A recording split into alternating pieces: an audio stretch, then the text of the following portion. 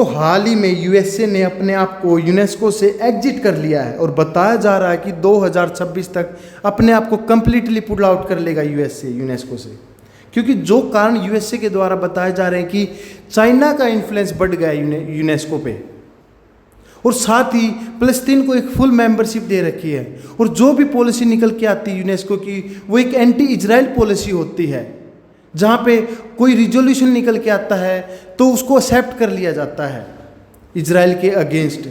यही सब बातें आइए इस वीडियो में समझते हैं कि आखिर यूएसए ने क्यों एग्जिट किया। देखिए 2011 में फ़लस्तीन को एज ए कंट्री एक्सेप्ट कर लिया जाता है यूनेस्को के अंदर और एक फुल मेंबरशिप दी जाती है, जहां यूएसए विरोध भी करता है और फंडिंग रोक देता है। जहां पे फंडिंग 20% होती थी उसको बाद में घटाकर 8% कर दिया गया।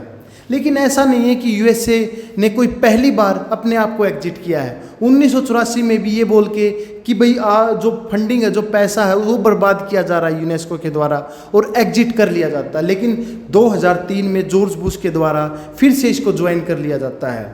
लेकिन बाद में 2017 में जो ट्रंप होते हैं वो इसको एग्जिट कर लेते हैं यूनेस्को को, लेकिन बाद में जो बाइडन गवर्नमेंट होती है 2023 के अंदर फिर से ज्वाइन कर लेते हैं।